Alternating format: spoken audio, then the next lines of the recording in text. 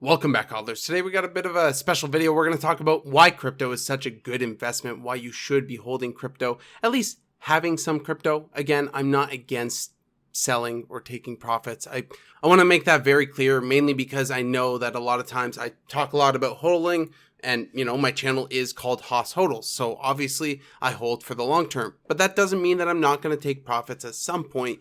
But this is more of a case of why you should think of holding for the long term because of the immense amount of social capital that is going to be coming into the system, how far spread cryptocurrency is going to be, and how beneficial that'll be for not only your future individually, but globally, everyone's future. Before we get into it, go ahead and give me a like. It really helps share these videos out, and also subscribe to not miss any more crypto content.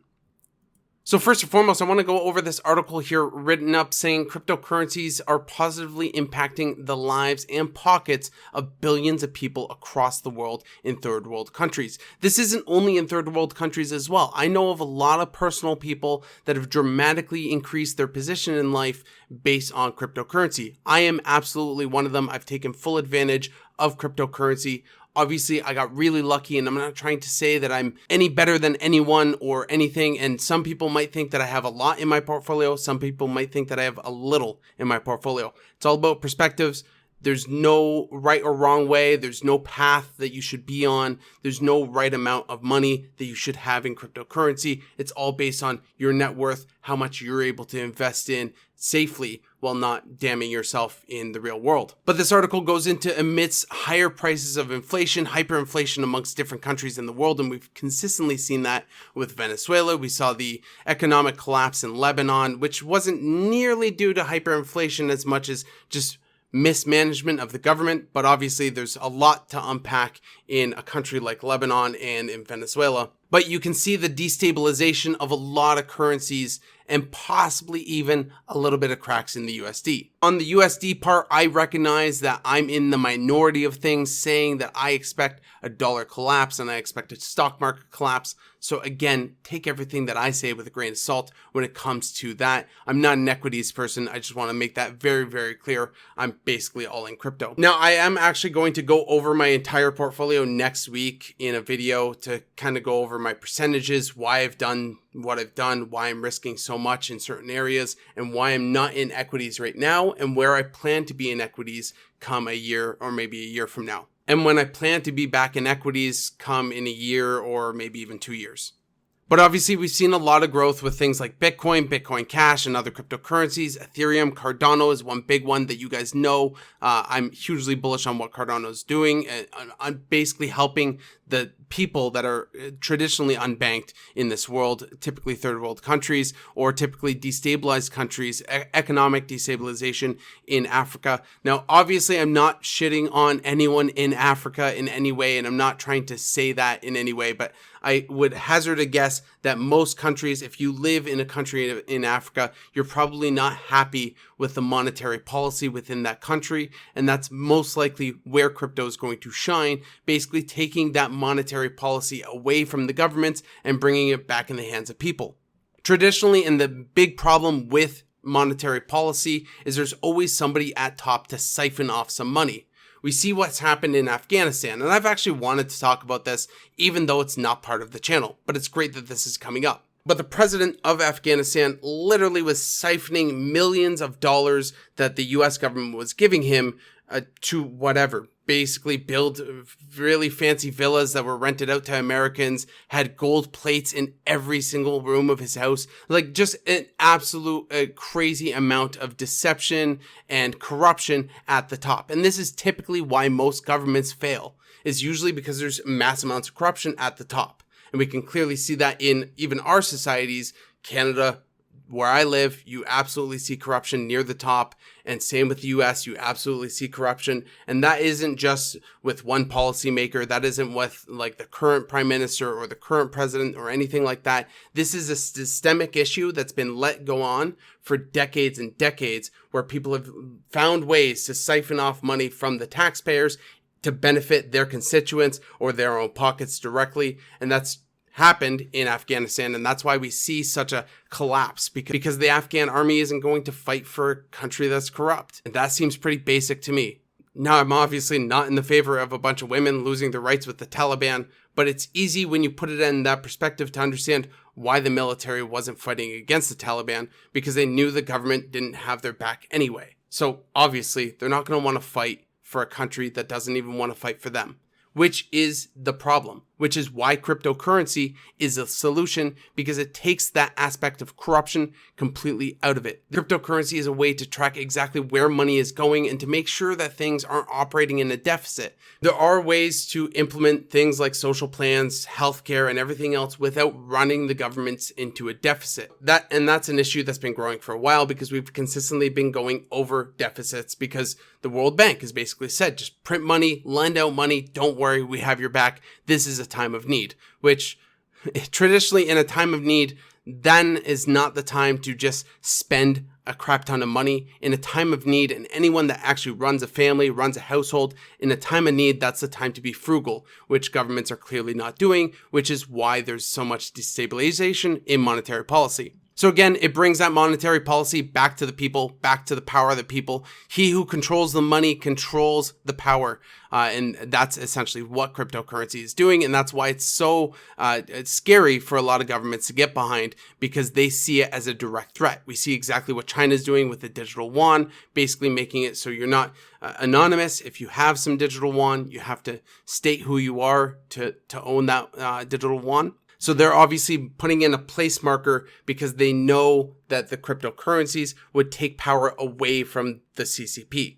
So obviously that's why countries like China and other countries tend to look at banning cryptocurrency or try to regulate it. In the United States, I say it's probably a little bit different. I'd probably say the United States is more greed in a sense, putting up roadblocks so they can I don't know, fleece people or make people pay a toll for a random license like the Bit license in New York. But obviously the number of users using cryptocurrency is just snowballing over the course of the last few years, and it's going to continue over the next course of a couple of years to increase. So obviously we're going to have more and more users coming onto the system, and more people are going to want to own some cryptocurrency.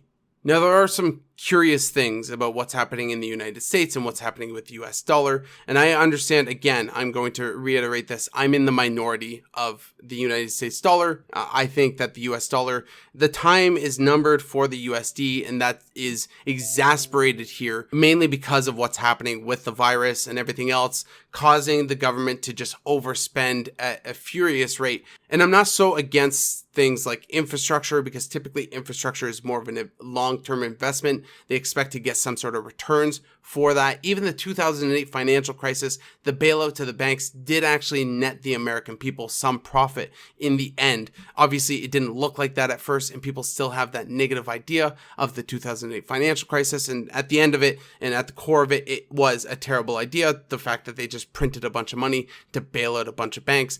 But at the end of the day, they did net a profit, which is what they're expecting to get out of the infrastructure bill. But we do know that money's been printed at an increased rate in the United States, which is basically devaluing the dollar.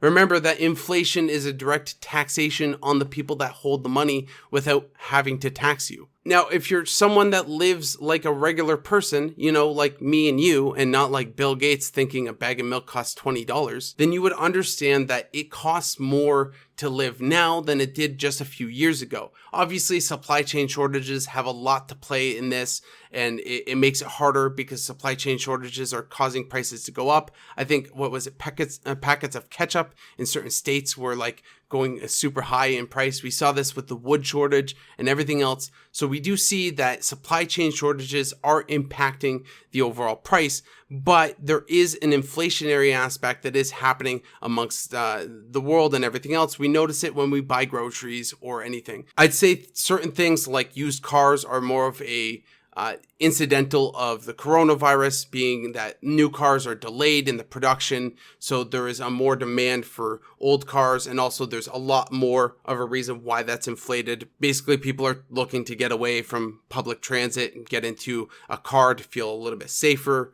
Some people have gotten rid of their cars too, which is also a thing. And then house prices, which house prices are incredibly high right now here in Canada, specifically London, Ontario, I've literally been priced out of the market for the last couple of years. Even now, I probably have a down payment, but am I really going to liquidate most of my crypto portfolio just to get into a house? And I don't know if it's going to appreciate in the next 5 years or trade level or go down. Right now, it seems a little bit more speculative. And I'm saying that in the very cautious terms to say real estate is speculative, because really that's a hard stance to take. But I would argue that people buying Bitcoin at $20,000 back in 2017, it would be roughly the same of me buying real estate in that time. Maybe not quite the exact same volatility, but I could be looking at maybe a 10 to 15% drop if the market does drop. And if that does happen, that's 10 to 15% of my profit potential that I could have made on my portfolio in crypto, in stocks, or in other things. I'll be going over a lot of risk management stuff next week when I expose my portfolio, so please subscribe and stick around for that. How we measure inflation too is a little bit weird because it's all based on the CPI, the Consumer Price Index, which is basically a basket of goods priced out. Now, the problem with that is the goods aren't always the same year over year, and there are some statistical problems with that. Basically, unforeseen supply shortages or other issues that might happen, whether a giant warehouse burns down or a ship gets stuck in the Suez Canal, for example. There are so many other things that can affect what a price is of a specific item that could directly impact the CPI that is not inflation related. But there's also a lot of reasoning why printing excess money is going to be overall bad for the CPI, and why the CPI, the Consumer Price Index, will increase based on the amount of money in the system. Now, a big thing about that is wages have kind of stayed nominal. Like, wages haven't gone up in any way. I get a raise at my job, roughly 2% every year. It's not a lot, but it is a decent amount, but it doesn't beat inflation. So year over year, I am making less money whether or not I see it or not. It might look on paper that I'm making more money, but my money is worth less, so my income is overall less, or my buying power is less. And that's going to get worse and worse over time as more money comes into the system. Now, what creates inflation is a lack of monetary policy. And we've talked a lot about monetary policy in this episode and on this channel, why it's so important for governments to really nail down their monetary policy. And if they can't nail down their monetary policy, maybe it shouldn't be in the hands of the government. Maybe it should be a decentralized thing like cryptocurrency. So with a lax monetary policy, with reckless spending, it could overall be bad for the entire market. And really, you don't see hyperinflation until it's already too late. It's not like you can just see years down the road, hey, we have hyperinflation right around the corner. Everyone screaming about inflation and hyperinflation is wrong until finally they aren't. And I do think eventually we are going to get that hyperinflation moment, and I could be completely wrong in saying that it's going to happen in the near term. Now, I don't think that it's going to happen super quick. I think that this is going to be a very slow bleed of a currency like the United States dollar. In no way will the USD go down tomorrow. But it's just a good perspective to keep in mind, especially when you're thinking about cryptocurrencies. With that in mind, the DXY is up and the Bitcoin price is down, which is very common with DXY pumps. Bitcoin goes down. It's obvious because the dollar is worth a little bit more. Bitcoin's worth a little bit less. Bitcoin has been on a red day throughout the day. If you look at the 4-hour chart, we aren't looking too bad. We've had 8 hours, that 8-hour period of a little bit of a capitulation down, but we are finding some sort of bottom here in our structure. So you can see too, you can also look at say trend lines. So we discussed about forming a trend line. Now, why I would maybe line this trend line right around maybe roughly here is because of a couple of reasons. So we have a couple of reasons to draw this trend line. We have these little peaks here, basically finding resistance at this level. We pump above this level, find a little bit of support, break down below. Once we break down heavy because we broke down below support. We then fight back up, go back down, and then come back up and rest at that support level. And now we're back at that support level here. So that's how I draw my support lines. That's how you could look at the 4-hour chart and draw a quick little support line. Now, again, the 4-hour chart doesn't give you a good perspective of where we're going in the long term, more like short term, what's going to happen. And Bitcoin could most likely rebound at this point and go a little bit higher. I do expect that Bitcoin is going to get higher. I don't expect that we're going to go down in any serious way in the near term.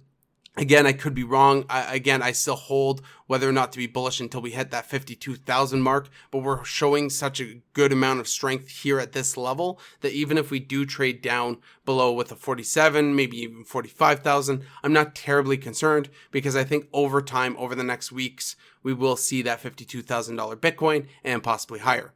The crypto market also is in a bit of a bleed at $1.98 trillion, so below the $2.1 trillion that it was yesterday. And then you see a number of altcoins bleeding as well. Cardano is sitting at $2.50, XRP is sitting at $1.09, and Ethereum sitting at 3,124. So there is a lot of bleeding. I wouldn't be too concerned. There are a lot of tokens that have dropped a lot, maybe roughly 8%, save for KSM. I would just look at that as more of a buying opportunity, say Polkadot as well. So Polkadot is back at some levels back in August 19th. I personally am not buying any more Polkadot. I stopped buying Polkadot when it was roughly $18. So I bought all along here and then ran up until it got to the $18 mark and then just kind of cut it off from there. I still have a lot of Polkadot. I have a lot of Cardano as well. It's just a matter of what price am I willing to pay based on my dollar cost average. And if it's going above my dollar cost average that much, then I'm probably going to cut it off. Hopefully you found this video helpful. If you did, go ahead and give me a like, subscribe to the channel for more crypto news and content, and of course, happy hodling.